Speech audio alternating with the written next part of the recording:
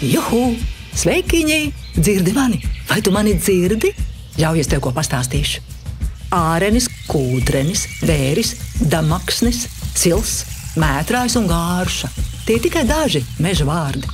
Bet nes kādos vārdos mežu sauks pēc 100 gadiem. Kāds tas būs? Es te varbūt vēl būšu. Varbūt arī ne. Bet manas sporas gan būs izsējušās. Nu, ja vien klimata pārmaiņas nepamaisīsies ceļā. Zinātnieki gan prognozē, ka nākotnē vētras kļūs biežākas un stiprākas. Tātad izcirtumos un mežos, kas tiem blakus, koki vējā kritīs biežāk.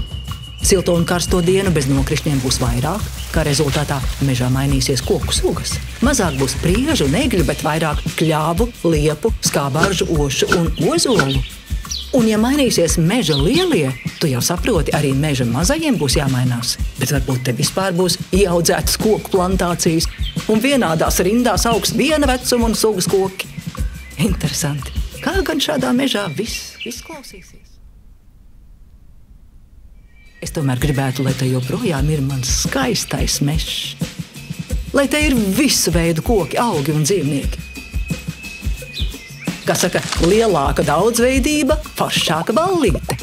Un tieši mežs savā daudzveidībā klimata pārmaiņās mums var palīdzēt, jo tas uzlabā oglekli, spēj regulēt plūdus, mitrumu un temperatūru. Vēl precīzāk, mežs mūs var glābt. Nu tā, esmu tev pastāstījusi par mežu un savējiem. Tu arī starp citu esi savējais. Tāpēc nāc mežā un baudi tā dāvanas. Bet man tev ir viens lūgums. Domā par mežu kā par draugu un sabiedroto, nevis kā par bezizmēru trauku, no kura tikai smelt un smelt. Dzīvo tā, lai arī taviem bērniem un maz bērniem būtu mežs. Šāds, varens, patstāvīgs, gudrs un dāsns. Un neaizmirsti mežā pasveicināt arī mani, Piepi.